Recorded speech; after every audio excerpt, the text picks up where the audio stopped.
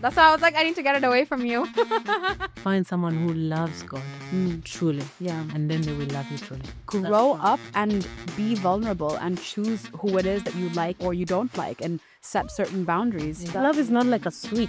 You can just say switch on, love. Switch off, love. People don't change. They just become more comfortable to be themselves. Okay, you go to Abu Dhabi. I will go to whatever country you send me. Do not come to my college. My bare minimum, it was not even the bare minimum. It was below that. Juliette certified. Juliette audited. Yes, Juliette audited original content. Exactly. Why control one aircraft when I can control them all? And that's how I closed my speech.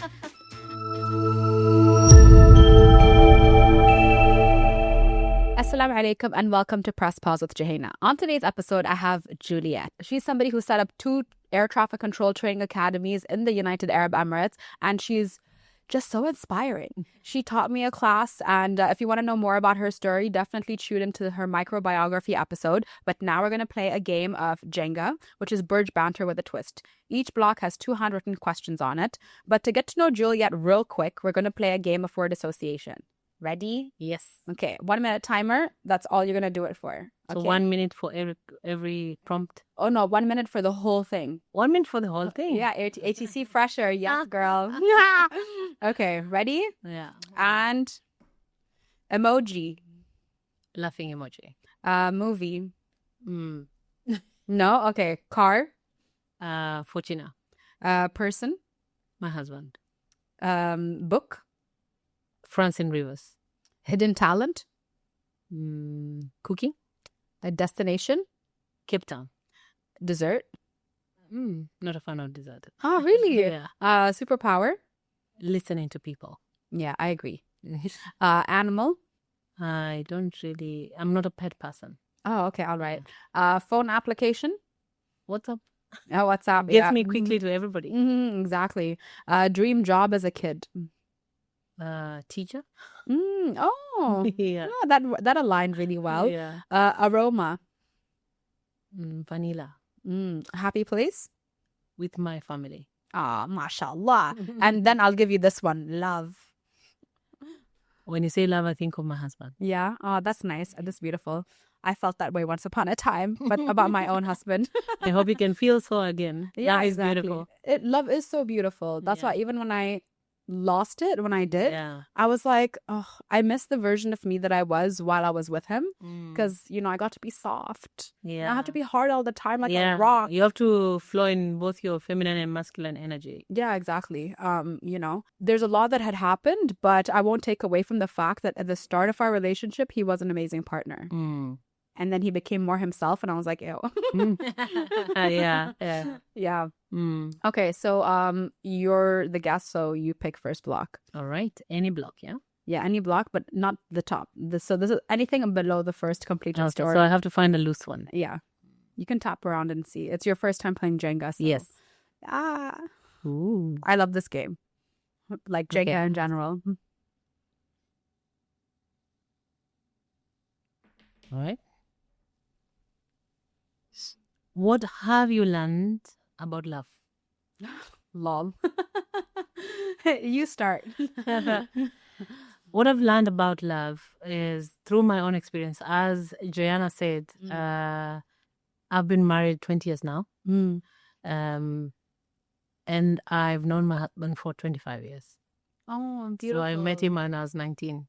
ATC school. Oh, so he was also in your... No, his mom was an ATC. Oh, Yeah, nice. his mom was the first Kenyan female air traffic controller. Wow, mashallah. Yes. I love that. Yeah, but when we met, I didn't know that his mom was ATC. And his dad was a CNS engineer. Oh, okay. Can you believe that? Wow. And I didn't know that. Yeah. So what I've learned about love for the last 25 years is that my husband is my biggest cheerleader. Oh, I love that. Yes. And for him to love me well, he has to love God first. If he doesn't love God, he cannot love me. Because God is love. God is love. God is love, and God shows him how to love me. So if it was something I would tell a young person who wants to get married, find someone who loves God truly. Yeah. and then they will love you truly. Yeah. Faith is very important. Yes. Mhm. Yes. He's my biggest cheerleader. He prays for me every day. Oh, I love that. Every That's the most loving thing one human being can Yes. do to another Yes. or for another. That's the best gift that he gives me. Mm. Every day he prays for me. Mm. Yeah. And because of that, I've seen him love our kids the same way. And That's every night he beautiful. sits and teaches them the word of God and he prays over them. Mashallah. I Every love that. He's a priest of our home. Mm. Yeah. Oh, that's beautiful. Were you always a person of faith from the time of Yes. your childhood? Yes. Oh, that's nice. Yeah, I my love that. parents were people of faith, and they taught us to be people of faith. Mm-hmm. Yeah. Wow. For me, the question is what you've learned from love. Mm. What I've learned from love is that it is one of the most intoxicating, most overwhelming, most consuming emotion I've ever felt in my life. But in the best way. Like my ex-husband now was my very first love of my life. And I say first because I'm not going back, and there will be a second and a third and a fourth and a fifth. You know? Yes. And I won't take that from him. You know, it was so wonderful to be with somebody and be picked by somebody and for that to be reciprocated.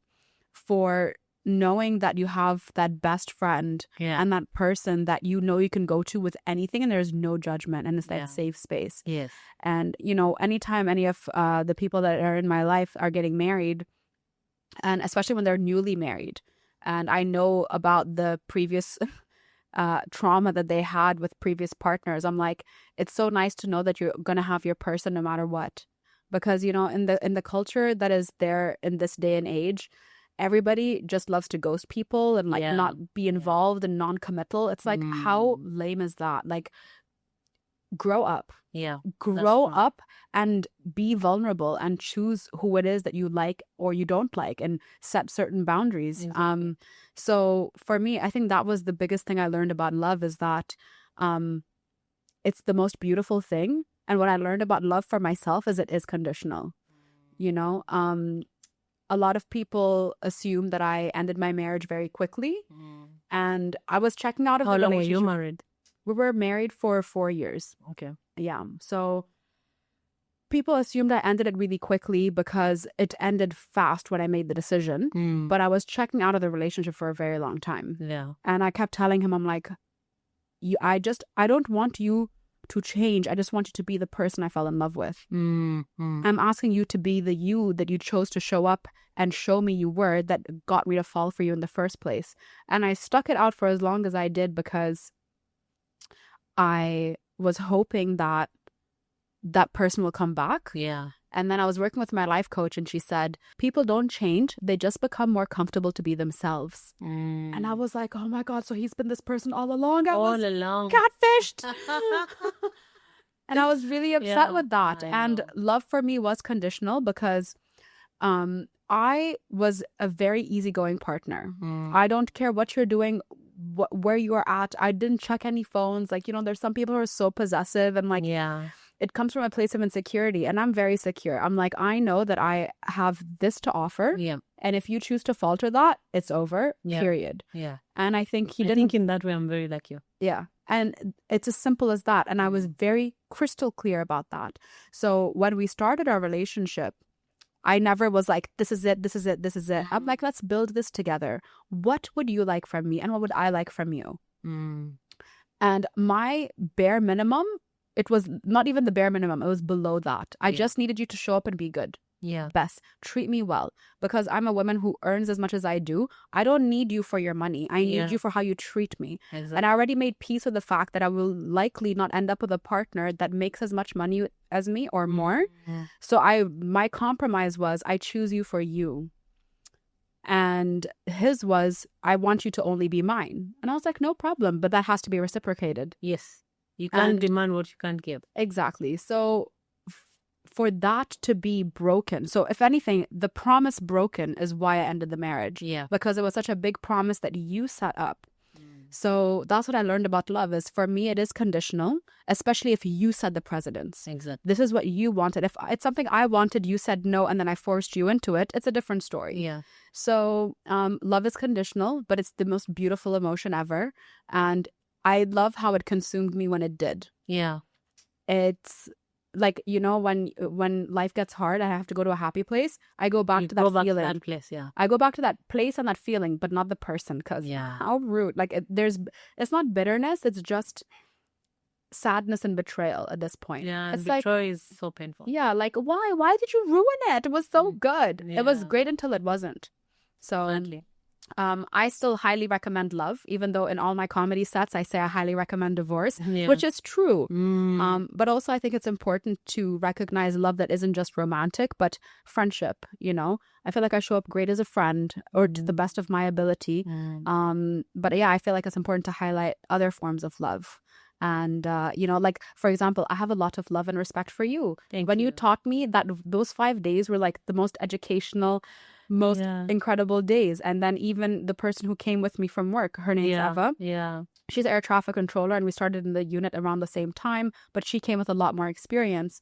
And I have a lot of love for her, and it's a different form of love. Yeah. You know, and she knows if she calls me, I will U-turn my car if I'm driving and go right to her. Right where which has happened. And you give me that vibe. That you're a reliable and dependable person. Oh, thank you. And it's sad that your husband missed on that. Yeah, no, he did. And I know for a fact, because there are a lot of people in my life who I have, in air quotes, lost because they chose to leave in friendship as well. And they always come back. Big time, hard, nearly begging. And I'm just can't like, find this anywhere else. No, yeah, exactly. Can I have you back? Yeah, exactly. And like, I remember a message I got recently was, people are replaceable, but you are not. You've left a hole. And I'm like, you should have figured that out before you ruined everything. Yes. Exactly. You know, and this is an old friend who I consider to be literally like a sister to me. Yeah, I know. So, you know, I think it's important to stay true. How long did it take you to be in that space where you're so confident in who you are? It took a lot of work. You know, as I mentioned in the last episode a little bit, I've been working with a life coach since 2020. So we're going on nearly 6 years starting in 2026. Yeah. And I didn't have a lot of self-love. I didn't. I loathed myself. I would look in the mirror and I'm like, I was disgusted in what I saw in the mirror. Imagine that. Yeah. And you're so beautiful. That's weird, you know? Yeah. Thank you.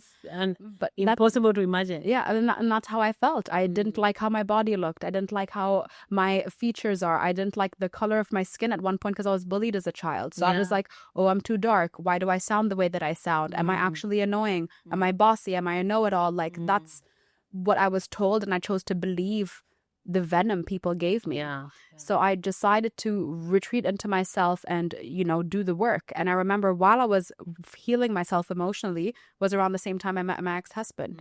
And I remember my coach told me, she's like, you will not self-sabotage this.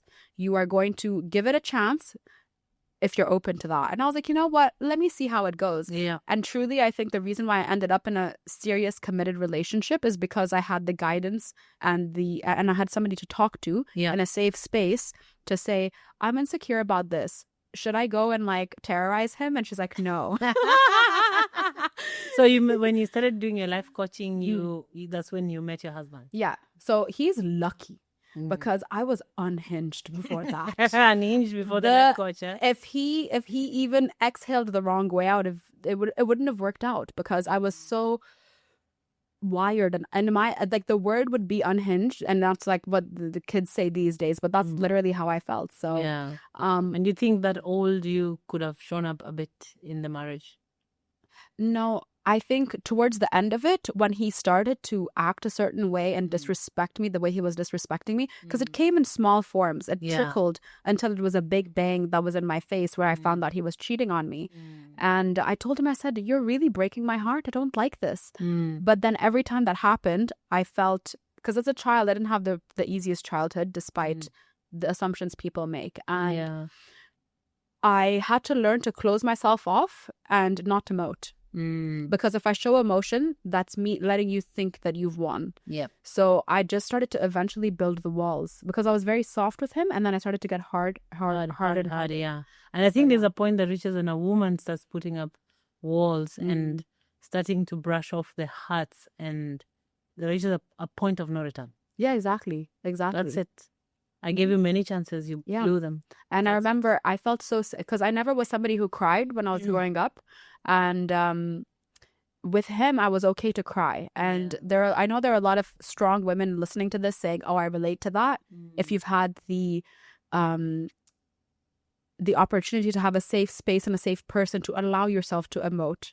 And I noticed that the way that I was emotionally regressing was because I stopped crying as much when I was getting hurt 10 times more than I was at the start of the relationship. Yeah. And I just noticed myself getting harder and harder and harder. Yeah. I think that was the walls and the resilience and the coping skills. Yeah. So that it wouldn't hurt you as much as it hurt before, Yeah, exactly. And, when it did all fall apart and after the divorce, I did go into a bit of a dark space, but I surrounded myself with the right tools in order to overcome that. Yeah. I signed to stand-up comedy classes, and now I go on stage and I laugh about what happened, and I have other people laugh with me. Yeah. And there's so many people that relate to it. Yeah. And I've noticed that I've empowered other women to realize that they deserve better in the relationship that they're in, and they've ended it. So 4 women have ended their relationships, and 3 have finalized their divorces because they came to me and they're like, you were the sign I was looking for. And I was like, good for you. Yeah.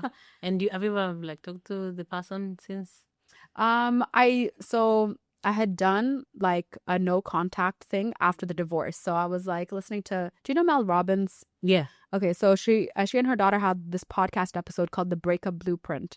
And one of the things they said is you have to get your nervous system not to be wired to them anymore. So you can't hear their voice, no pictures, no nothing. So I took down all the pictures in the house. I told him as well, I'm like, hey, after the divorce and he left the country, I'm like, I'm not talking to you for 30 days. And I'm not looking at old pictures, no nothing. It's a full nervous system detox. Yeah. And I stuck with that for 40 days, which I was very proud of. And then I went to Umrah with my mom. Yeah. And it was something that he and I discussed doing together. And I prayed for him there because I was like, you know what? I'm not going to hold bitterness in my heart. No. But I thought about him a lot in such a spiritual place. So when I came back, I'm like, you know what? I'm just going to let him know I prayed for him. And I wish him all the best. Yeah. And then we kind of stayed in touch a little bit here and there. And then he texted me something that triggered me. And I was like, that wasn't very nice. And he goes, well, I'm a sarcastic guy. So, and you don't know how to take a joke because you're not that funny. This man stole from me, cheated on me, betrayed me. But when he said I wasn't funny, I blocked him. Okay, yeah, no. I'm the funniest girl in the world. That's the last row in the comments. You're telling me I'm not funny? Wow. I got paid to do a gig in Abu Dhabi comedy season. That's what we call gaslighting. Yeah. He knows that you do comedy for fun, and maybe one day you can monetize it if you're not yet. Yeah. And so that's attacking the person that you are. Exactly. And that for me, I was like, nah, it's over. And if it's something that you can monetize, it's already attacking your livelihood. That's terrible. Yeah. So then I was like, oh, no, I'm blocking him. So I remember the day it happened was April Fool's Day as well. So I was like, I'm like, I'm done. So since then, I don't know when this episode will air, but that was April 1st of 2025. I completely was like, nah, I'm done. And when I decide to not look back, that's it. So I am very good at cutting people off. It's a art form. If I could put that in a book and sell it, I think, and people could adopt it, I'd make so much money. Yeah. But with him, he's been the toughest person to cut off because, in Islam, we believe you are married in this life and the afterlife. So I chose him literally not even till the end, until after the end is there as well. So for that to end as quickly as it did, because I'm also very decisive. It's intense. Yeah, and love is not like a switch. No, it's not. Just because you divorced him doesn't mean that the love that you had for him is gone. It takes a while to disappear. Yeah. That's why I see sometimes in movies, someone says, leave my house. And then the door gets banged. And then on the other side, they all go down. crying, and you're like, why are they crying? They're the ones who said, leave my house, you know? Yeah, So exactly. love is not like a switch, you know, that you can just say, switch on, love, switch off, love. Yeah, exactly. So, I've chosen to, and that it helps that he's not in the country, and he chose to leave. Yeah. And he did that really quickly after the divorce as well. So he's like, oh, but if I stayed, I'm like, but you didn't. It's good to go through these things. So, and then the next time you'll know, you'll go with it with all the experience and knowledge that you have now. Yeah, exactly. Yeah. And I'm choosing to focus on myself. I gave way too much in that relationship. And now I'm like, no, I'm focusing on myself. So I'm enjoying the podcasting. I'm taking care of my health. I'm spending more time with my mother.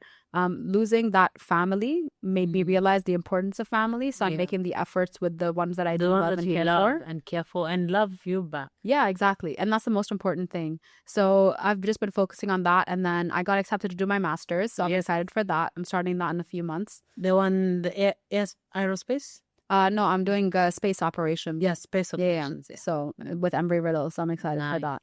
Yeah. When are you starting? January 2026. So we won't see you for a long time. Masters is no joke. Yeah. And work is a lot. I know. That's why I was like, I'm taking the time now to enjoy my life. And then when I buckle down for that, because I got accepted months ago. Yeah. And they were like, oh, you can start in a month. I'm like, no. No. I took 7 months to just enjoy. I don't know how yours will be structured, but the beauty of like the one I did, you could press pause. Yeah, I can press too. Pause, yeah. Yeah, and I can tune into the classes whenever I want, and they're pre-recorded. That's one of the choices. Yeah, that's nice. Yeah. Yeah. All right. Ooh. So you can put this block back up here, and then I'll pick a different one. This way. Yeah. Ooh, crisscross applesauce. Oh, here we go. All right. So name 3 things you are most grateful for right now. All right. So for me, the biggest thing in my life, as I said, without God, I'm nothing. Mm-hmm. So I'm grateful that I have God's grace in my life. Mm-hmm. The next thing I'm grateful for is my family, my husband and the 3 kids. Mm-hmm. My life revolves around them. Yeah. And the third thing I'm grateful for is God's provision in my life at the moment. In terms of my work and my husband's work, what he does, we are able to provide for our children, and not just our children, the East people back home where I come from. We believe that taking care of parents and even siblings who are struggling, even according to my faith, if you see someone in need and you don't help, it's not a good thing to do. So I'm grateful for God's provision that I'm able to be able to be a blessing, and my husband also. We can be a blessing to our children and our parents and our siblings and maybe anyone else who finds what we give a blessing. Yeah. Alhamdulillah, that's beautiful. Yeah. For me, it would be the relationship I'm building with my mom again. Yeah. And we were very close when I was younger. And then when I moved out for air traffic training, I was like, I told everyone, I'm like, leave me alone. I need to hustle now and make that money, honey. And then I'll come back. Yes. And that's what I did. I kind of get to have her to myself because she's moved into the community that I live in. And so I'm really appreciative of that. Like even this morning, I woke up and I called her. I'm like, shall we walk to the store? And pick up like all the snacks that we're having now and on the break and everything. And just that simple walk was like a nice way to start the day. And then she's like, I'm busy now, bye. And I was like, okay, well, I'm like, she's like, seeing your mom is such a vibe. Yeah. As I was saying to you, we binge watched the episodes, my husband and kids, of you and your mom. We're like, wow, she is such a vibe. She really is. And she wanted to meet you today, but she had so many errands to run. So it would be the relationship I'm building with my mom, and then just this is pretty much. I'm grateful for literally everything. So this moment and being present and having the capability to, do the podcast and have the crew that I have to do everything that I'm doing. So I would say the podcasting and the luxury to be able to do the podcast and my vlogs, and then also my work, because if I didn't have the work that I have, I wouldn't have the financial freedom in order to take care of my mother and have what I have and be able to purchase my home and all of that. So I do have that financial independence, which a lot of people would assume that, oh no, she came from money. No, every dirham I have, I earned. Yeah. And I chose to spend it the way that I spend it because I didn't have the help from anywhere. So, yeah, it would be, those are the main three that you're grateful for. Yeah, exactly. Alhamdulillah. Okay, so your turn to pick a block. Loose nut. Mm-hmm. Let's see. Oh. Okay. Oh, yeah, that's a good one. So it says, what does success mean to you? And how do you measure it in your life? Success for me is when I've had an impact on someone's life. As I say to you, I'm a lover of people. And how success looks is in every area that God has blessed me. If it's a wife, a mom, or an employee, is what is the impact that I'm leaving behind? And so, and even sometimes I have people like under my employ. So for example, at the moment we have someone maybe working for us as an example. When they started working for me, what state were they in? And when they finish working for me, what state are they in? What impact have I left in their life? Yeah. So for example, in how do I measure it in my workplace? I would measure it based on, say, how many air traffic controllers have come through the system, licensed and successfully working, So when we, like, for example, set up the ATC school, we had freshers joining. And now many years later, you see them thriving in their ATC career. And they may not remember, or maybe they do, or people may not know that was my initial student. But when I see them thriving, I'm like, that's the best feeling. That's a good feeling. Yeah. And for my family and my husband and kids, success is when I am thriving in the role that I have in their life. So as a wife, how do I measure success? My husband is well taken care of. He is happy. He is thriving in his space. My kids are growing.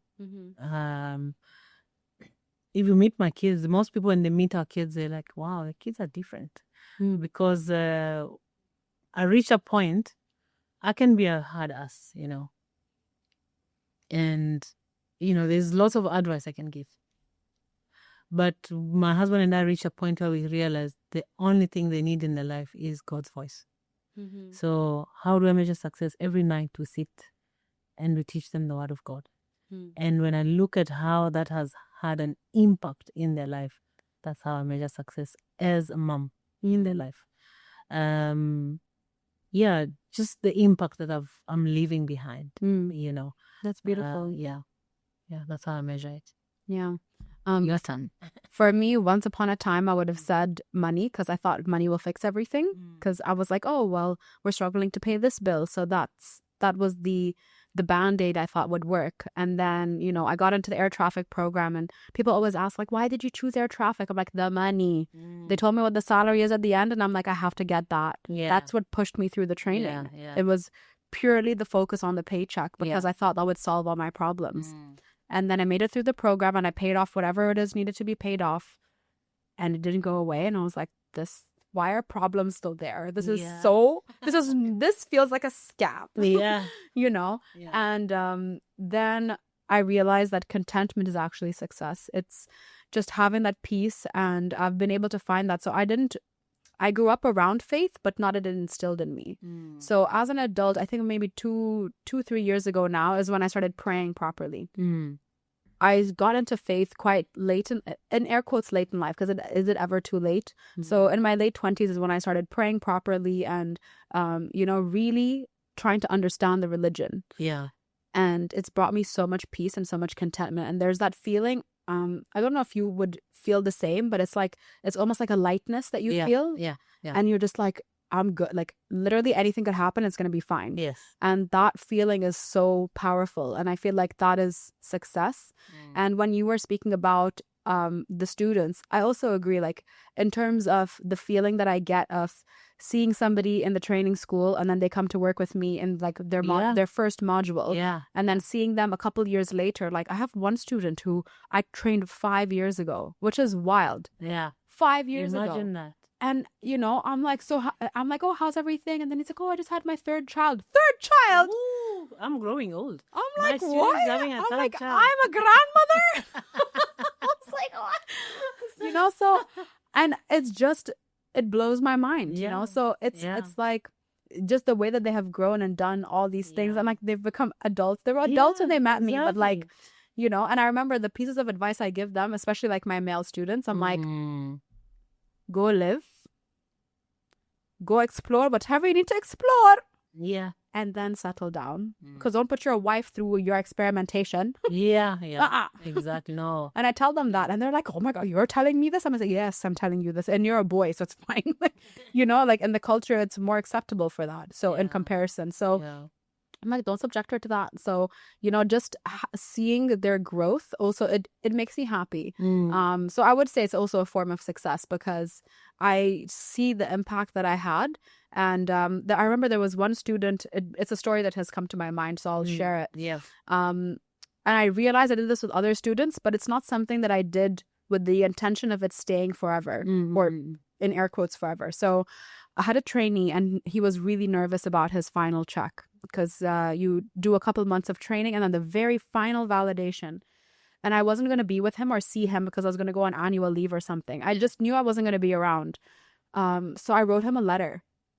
I wrote him a handwritten letter and I'm like, you're going to open this up and you're going to be so nervous because you have your check. And I don't know what else I wrote in there, but I was like, listen, you have to focus on this. Do this. Don't forget that. And I wrote that. But I also said, I'm like, you need to believe in yourself. You got this. You're so smart. Your strengths are this. This is your, that's amazing. And it was and then I think I signed it off with like a smiley face or something. And this is the student from 5 years ago. And he's like, I still have your paper, Jouhayna. I'm like, what's paper? And then and then he's like, don't you remember you wrote me a paper? And I was like, oh. And then I realized I did that for all the students after him if I knew I wasn't going to see them because they panic. So some students would like to panic themselves. Some call me every day till the check is done. And then they call me. How long is your checks? 2 days. Yeah. So it's 2 days of live operations or 2 shifts rather. So, the panic and the build up, like there's some days at 3 a.m, I'm on the phone with them. I'm like, you got this. Like, don't panic. Yeah. So it makes me happy that I have left that because it's not something that I do with the conscious mind of like, oh, one day this will be the case. But when you mentioned it, I was like, actually, that reminds me of what I have done as well. And I love that. I do like that feeling. Yeah. It's beautiful. It's good to just see them. It's like your kids when they thrive, right? It's you look at them and you're like, yeah, maybe even if no one else sees it, you see it. Yeah. And you just see them thriving. Yeah, exactly. I love it. So all these are measures of success. Okay, I think it's my turn to pick because you gave me that block. You can also flick them off. All right. So what is one missed opportunity you wish you had a second chance at?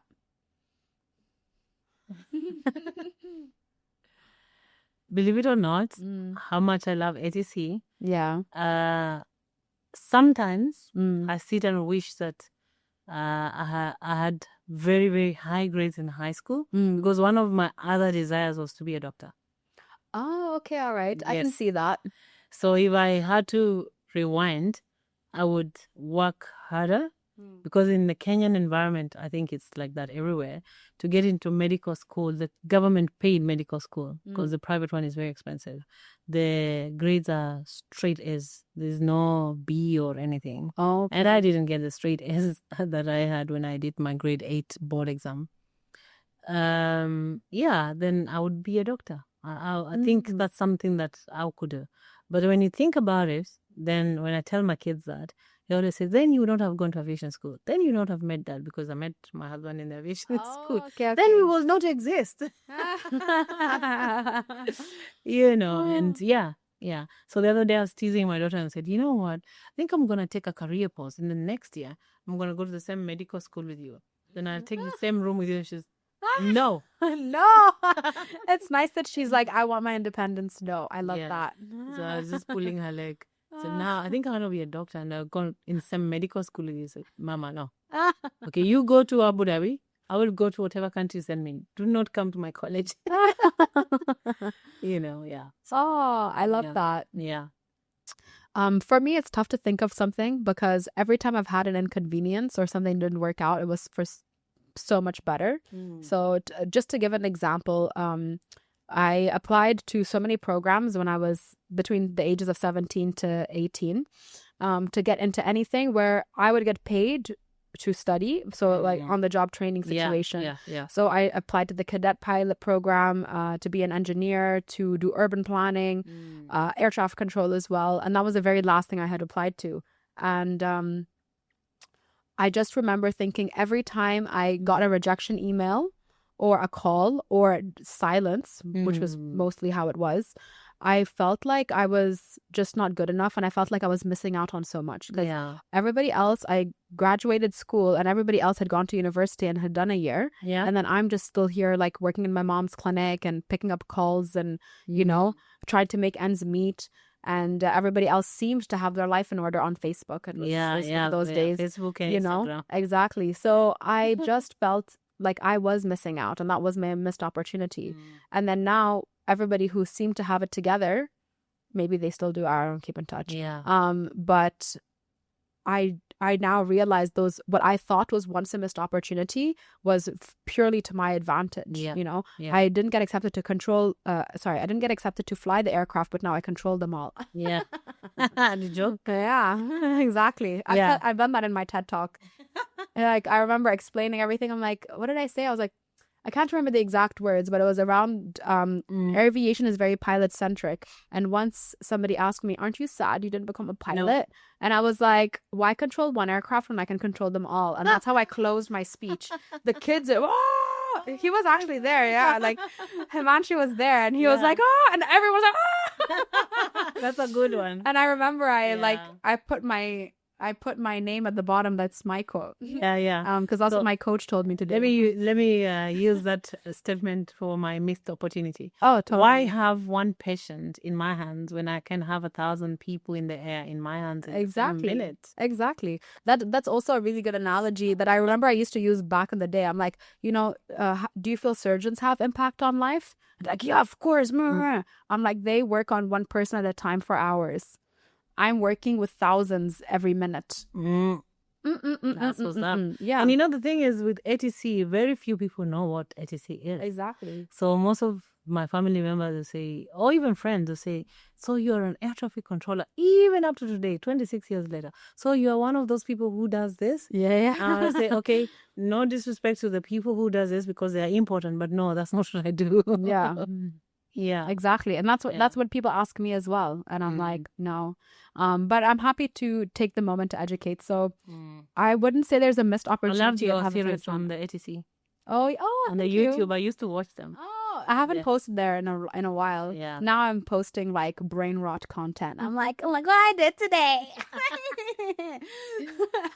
And that's getting more views than my educational content, which is wild because people just love watching trash. Yeah, that's and cool. It's not that my content is trash, but for me, I like absorbing information, knowledge and substance. Yeah. And then over here, I'm like, you know what I did say? I made 3 brownies in one go and it was hard. Like that's what people like watching. What people want to watch that. Which is so, it blows my mind. Yeah. It blows my mind and I don't get it. Like I have a creative team and I text them and I'm like, why do people like this? And then that's getting, like, I've built more subscribers on YouTube on my vlogs quicker than the podcast, which I've spent time, energy, and money. Yeah, look at this setup. Yeah, look at this. I had to make this handwritten blog. So you had to handwrite all these blogs? Yeah, it was my decision though. Even the cue cards, I choose to have a physical paper where I write everything. Because I'm analog that way. Yeah. At least we know you're not doing your stuff all of it through AI. Yeah, exactly. So original content. Yeah, literally original content. Juliette certified. Juliette audited. Yes, Juliette audited original content. Exactly. Is it your turn to flip? No, it's your turn. Okay. Makes me nervous. Yeah. Oh, okay. Is this a good idea? I think you'll manage, yeah. Ooh. It's okay. Yeah. What's your deepest fear? Are you choosing what's your deepest fear? Yeah. Okay. Public speaking. Really? What? Imagine. What? Your fear is public speaking? Yes. That blows my mind because you teach in a classroom and that's public speaking. Yeah, like to Or stand in a big hall Oh. and speak. You know, I used to have that fear. Mm-hmm. And then oh my God, it was terrible. I realized I had a fear of public speaking. And then I was already on stage and speaking while it happened. So how did you do it? I completely did a terrible job on stage. I was Yeah. told later that I'm a disappointment. Yeah, it was Wow. by somebody I looked up to at the time. Also feedback there. Yeah, it was terrible. And I felt so awful. And I remember thinking I'm never doing this ever again. I was like, I'm just never going to do it again, period. And then I was speaking to somebody and I really liked her vibe. And I was like, are you a public speaking coach? And she said, yes. So I signed up with her during COVID, did public speaking courses. And then I had the opportunity to MC a women in aviation event. So that was the first time I did my very first time I saw you.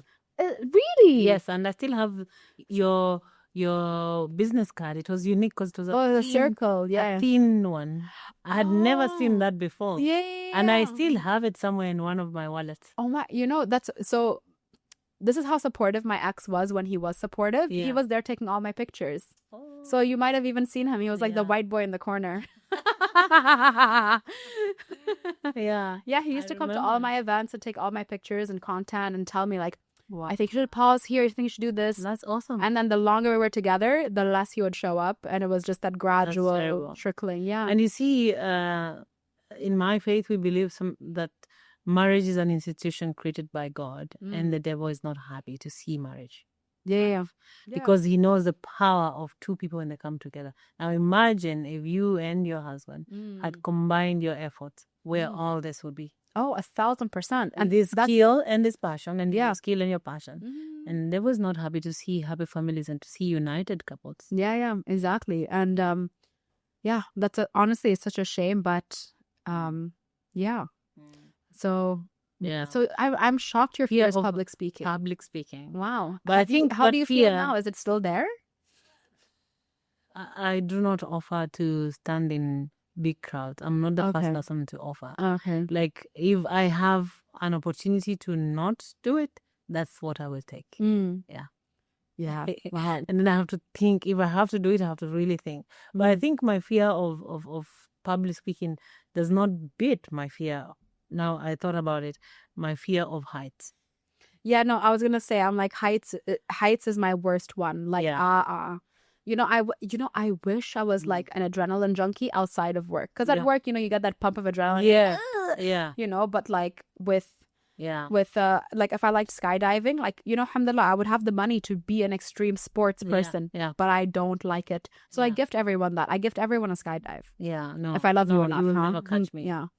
So even I started doing my flying classes when I was in my early 30s.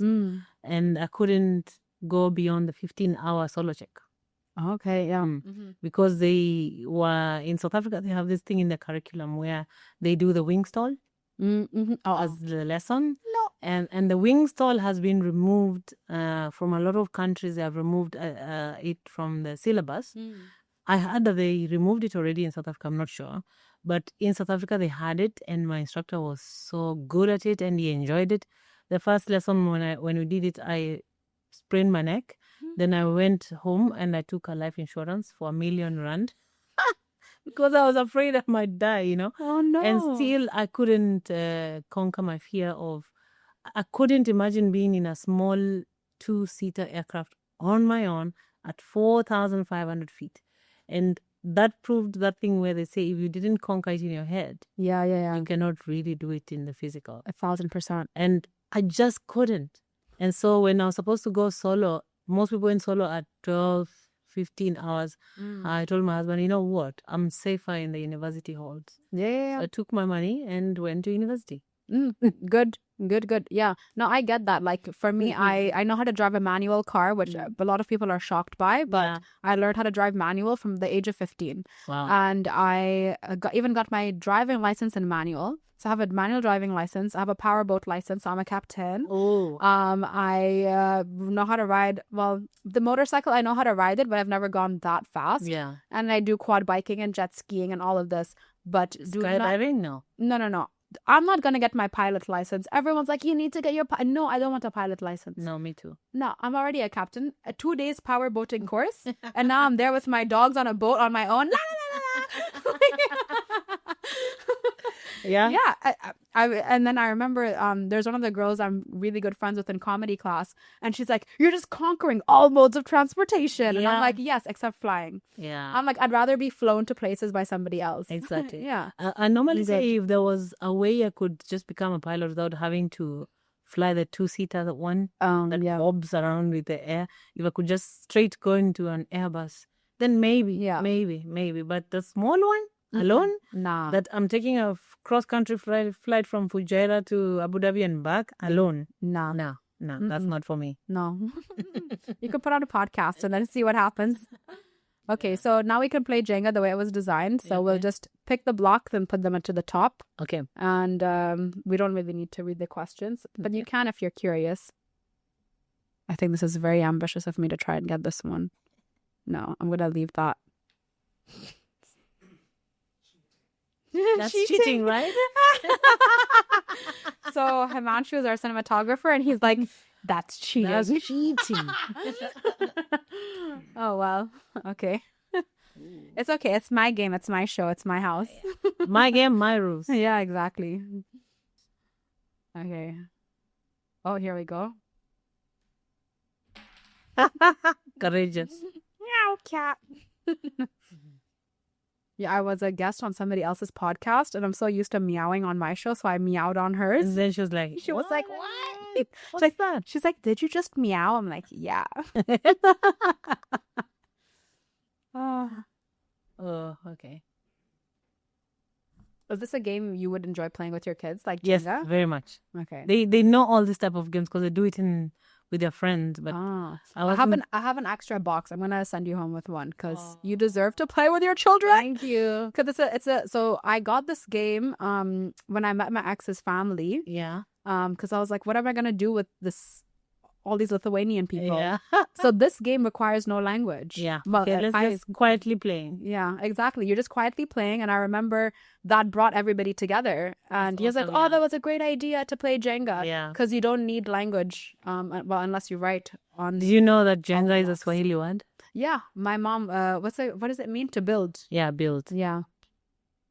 Oh, here, this one's... we are going for the bottom now. Yeah. This is why I'm not an engineer. Are you bored?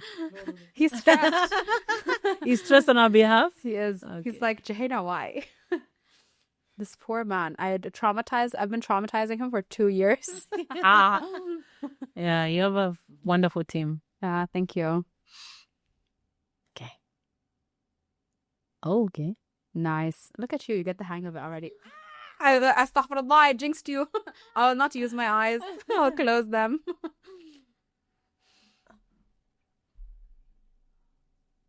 He's so stressed. This is the most noise you've made all season. Okay. Usually he makes an effort to like make no noise. Yeah. Like I see him like, especially when we're having a laugh, he's like, like this stress is too much. Exactly. That's why I was like, I need to get it away from you. Last thing I need is to injure you. Did you? Because you took away your insurance, no? So spending it. That was so fun. Yes, it was. Thank you so much, Jenna. Thank you. Oh my gosh. Okay, let me close this episode. Right. Thank you so much for tuning in, Press Pause family. I lost this one, but whatevs. Juliette's amazing. Thank you so much for making the time and coming over. And you have so much knowledge, and I hope you just remember that always. And you make such a great impact. Like, you said impact is important to you of what you've done.